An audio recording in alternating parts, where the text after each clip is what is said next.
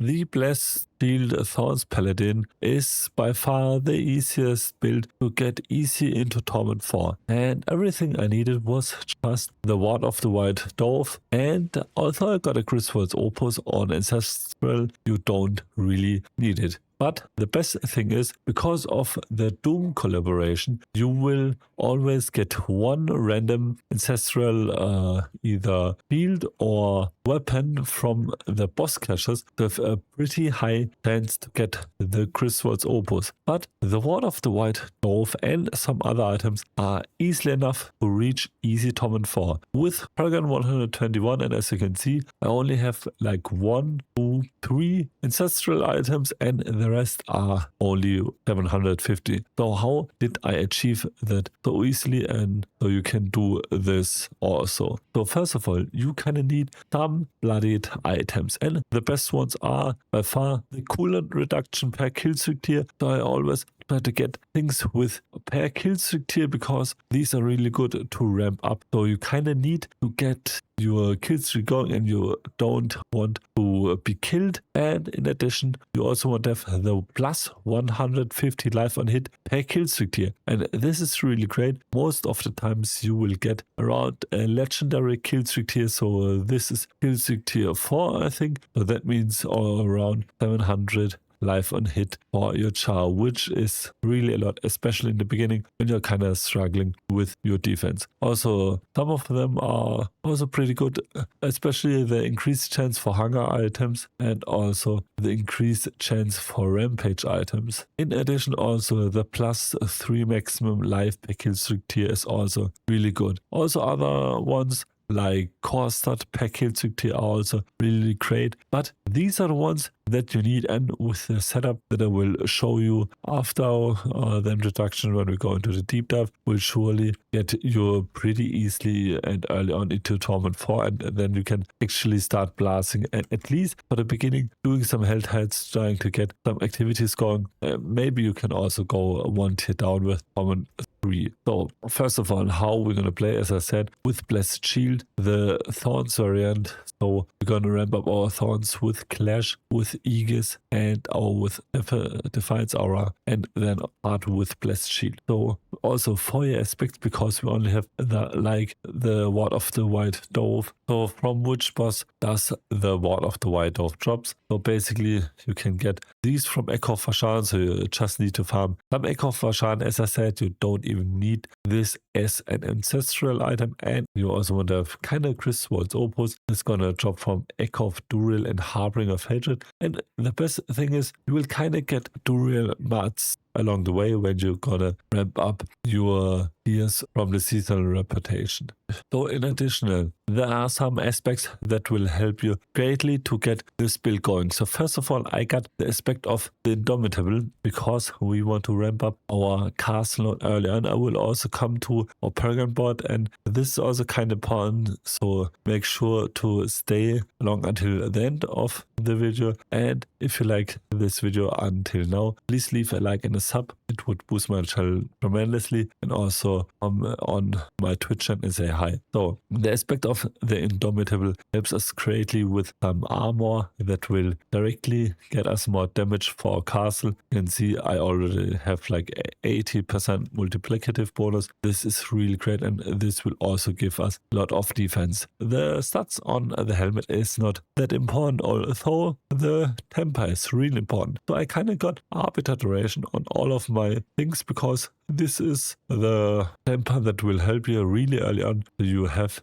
a 100% Arbiter of Justice uptime, and with your aspect of Celestial Strife and aspect of Ascension, you will have a really easy time to top out your damage and to just melt everything until T4. So for your chest, I got the aspect of Disobedience. This will also help us, give us a lot of armor to ramp up some of our defense, because we have so much damage that we kind of get some more defense. And also, as I said, here just get the bloodied affixes that I mentioned to you early on, and the stats are also not that really important. Here I also got the Arbiter duration as a temper. The 4 gloves, and here we got the aspect of Chastisement. This will basically kind of one-shot most of the bosses in the early stages and also get the cooldown reduction per kill streak here on it. So for your pens, we're gonna get the aspect of Clint's Anvil. So this will increase our maximum resolve, and thanks to our Juggernaut aspect, this will give us even more damage, and resolve increases your damage reduction by an additional 4%. So that means we can tank even more enemies. Also for your boots, try to get the Arbiter safe here, although you can just kind anything you want, but also get Arbiter duration, so you will have a really high uptime of your Arbiter duration in the beginning. As I said, for your weapon, get the Crystal's Opus. For your shield, get the Ward of the White Dove. For your amulet, it is really important to get the Celestial Strife aspect. This will give you so much damage, and then also things like increased chance for hunger items during kill streaks is nice, but yeah, you want to have more things like more cooldown reduction, more crit chance, and also things like more main stat. For your amulet, you will go for Arbiter of Justice cooldown reduction in the beginning, and for your first ring, you will get the aspect of Ascension. It is pretty important. As I said here, also the effects are not that important in the beginning because they're kind of all non-ancestral, and also get your Arbiter of Justice cooldown reduction. For second ring, the same, get the Vanguard's aspect for more damage for your Juggernaut skills. And for your second ring, get the aspect of Juggernaut's Covenant. You will get more Juggernaut Oath when you consume resolve stacks. Now, in addition, at the beginning, I just speed farmed hit 20, pit 25 with my Hamidin build. You can just watch my Hamidin League starter as my YouTube video. I will also bring out a separate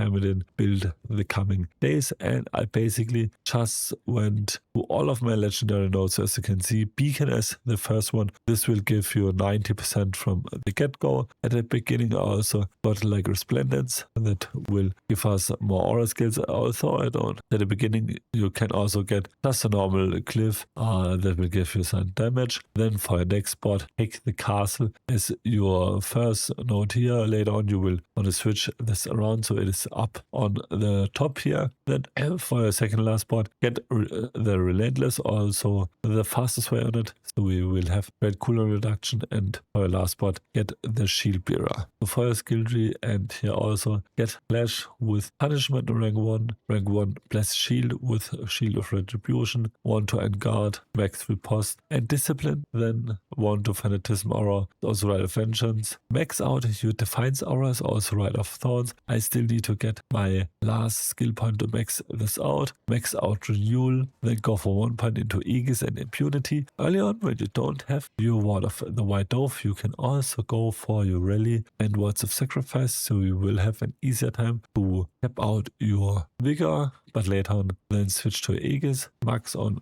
these 3 here. So then max out your 3 crit nodes, and for your ultimate skills, max Arbiter of Justice, Things, 2 points into Master Craftwork, max into Giant Slayer and Shining Armor, and then also Coat Arms. For your mercenaries, I got the here for the full, always for more survivability in the beginning, and my Variana as my support. And for your rotation, pretty simple, just hold your Arbiter of Justice on cooldown for maximum stacks, and then just go into the groups with your Clash, then cast Blessed Shield, and also cast Aegis every time you face like rare or magic enemies, and then also your Defiance Aura, and press Fanatism to weaken your enemies. And then also, because we gonna play with Juggernaut, we gonna consume our stacks of Resolve, and we also gonna get way more damage for our Juggernaut skills. I hope I could show you a pretty cool build with the Paladin that will kind of get you through the easy route to the season 12 start, and also write down your league starters in the comments down below and what things you're gonna play. So if you like this video, please leave a like, would boost my channel tremendously, and until next video, bye.